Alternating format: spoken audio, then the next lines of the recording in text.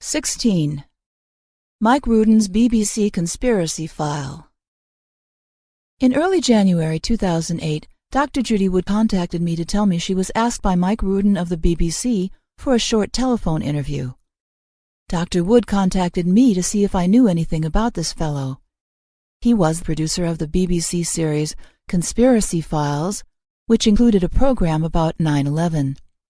A video rebuttal was produced, although this itself is somewhat out of date and flawed.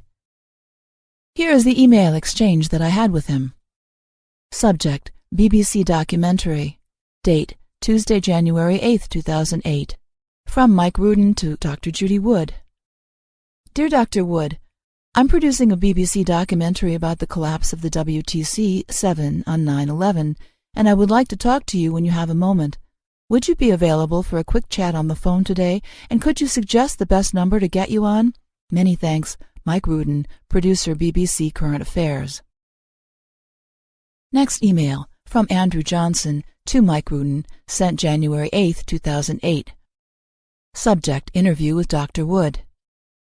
Dear Mr. Rudin, I am responding on behalf of Dr. Wood, with whom I've been working closely for some time. Why are you contacting Dr. Wood at this time? At the end of this message, I've enclosed an email I sent to you last year. If you reread this, you will begin to understand why I have advised Dr. Wood not to give you an interview. I do not trust you. You had an opportunity last year to display to the British public the truth about 9/11. Instead, you and your organization made a documentary which portrayed popular mechanics as some kind of academic authority. You painted people like myself who are trying to get to the truth as some kind of conspiracy theorists. You employed a silky-voiced narrator so that the people who wouldn't bother to check the facts would swallow the morsels of disinformation without question. What I wrote last year is now as true as ever. Or maybe I am wrong. Perhaps you can produce some evidence that things are different this time. How about you arrange for a Radio 2 news bulletin for a period of 24 hours to post an item in a respectful manner about the fact that Dr. Judy Wood and Dr. Morgan Reynolds have sued NIST for fraud over their NC Star reports. This information can be found at nomoregames.net and also at drjudywood.com. When you've got this to happen, I will know you are sincere, so we can talk then, okay? Yours sincerely, Andrew Johnson. The email previously referred to refers to this one, dated February 15, 2007. Dear Mr. Rudin, I am writing with regard to the broadcast of this program.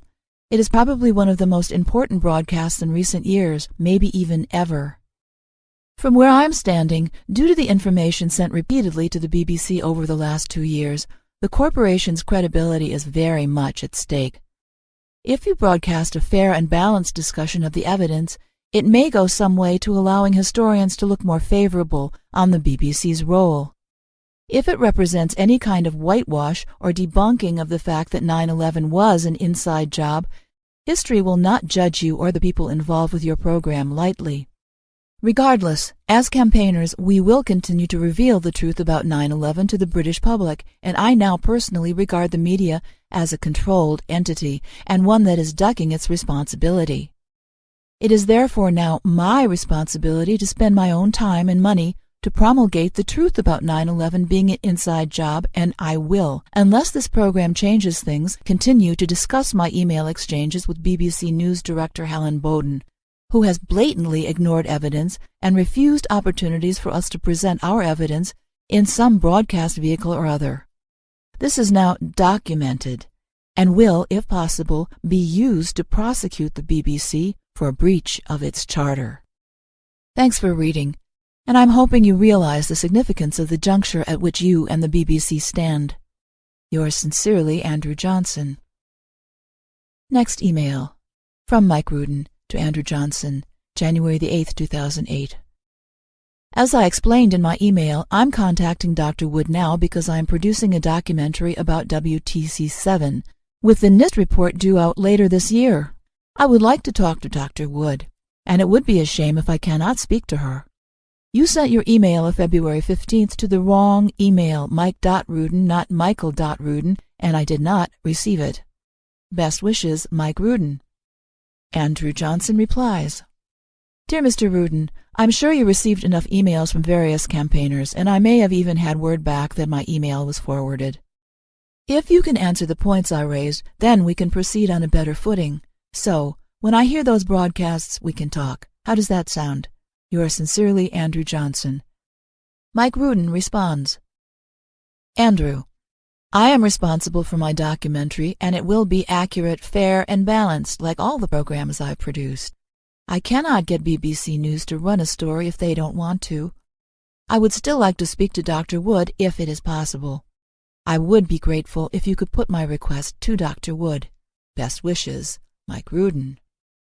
Andrew Johnson responds, Dear Mr. Rudin, you haven't answered my first question.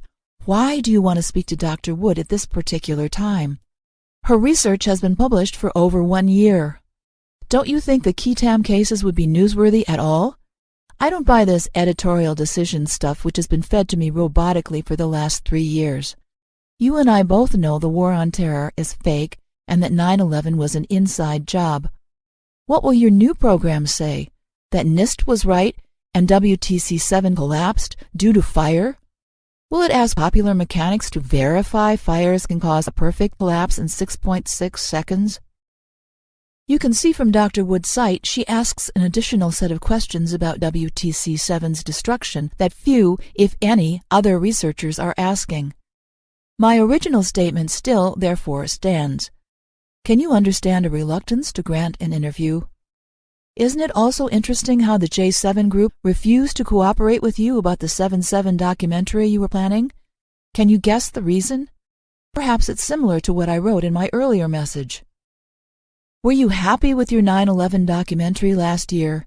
Do you think it was fair and balanced to contradict basic laws of physics? Where did Towers 1 and 2 go, Mr. Rudin? Tell me your thoughts. What happened to all the 500 miles length of steel, the glass, the computers, the cabling, etc.? How was it all turned into fine dust? Does it concern you that I have sent out hundreds of discs, leaflets, and booklets that show people this evidence and ask this question?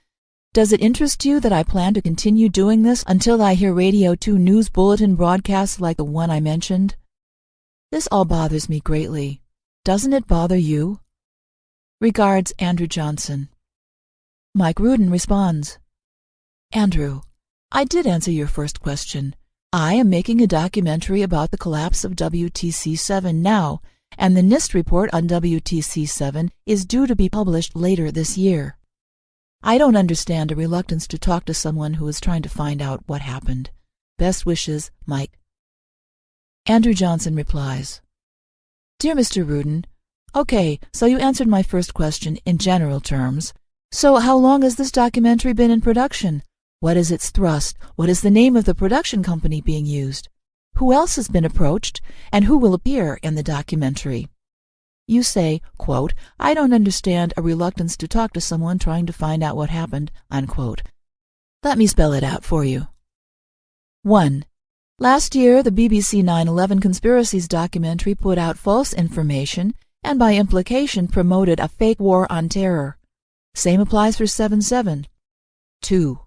The BBC won't air and so far hasn't aired any news story or program which truthfully states what happened on 9/11. Richard Porter even claims, quote, we've lost the tapes, unquote, of the event. 3. Unless you can provide some evidence that you are going to fight your editors and make sure the BBC tells the truth about 9/11 and the truth about the second layer of the cover-up, then we have tremendous concerns that your report or documentary will be false, flawed, misrepresentative, etc. Pick an expression. Now, would you want to be dealing with an organization that has a track record like this in matters such as this? Do you understand that you represent that organization by your email address, and that's why there is a reluctance to talk to someone trying to find out what happened? Or is the someone referred to not you, and is someone who is genuinely interested in ending the fake war on terror, bringing the true perpetrators to justice, and disclosing that almost infinite, almost free energy, instead of being used to solve the world's problems, has been weaponized and used to destroy Towers 1 and 2? Is that any clearer? Thanks for reading. Regards, Andrew Johnson. Mike Rudin responds, Thanks. To be absolutely clear, I am the person who wants to talk to Dr. Wood. I am producing the documentary, and I work for the BBC.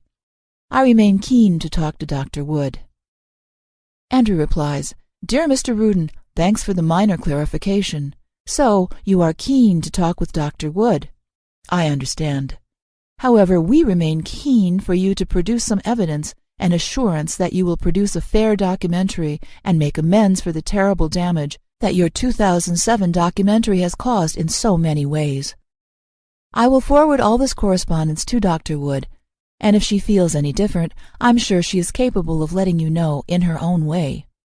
We remain keen not to cooperate with organizations and individuals who knowingly promote and support a fake war on terror. I take it that you do know the war on terror is fake, as you have not said you think the war on terror is genuine, nor have you provided any solid evidence to support this supposition.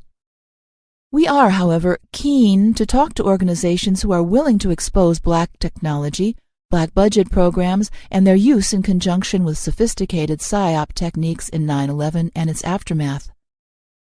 We are willing to cooperate with those program makers who want to expose how brainwashing of the general population has taken place, so that they, the public, believe they are under threat from an invisible enemy, etc., etc. Thanks for understanding. Andrew Johnson.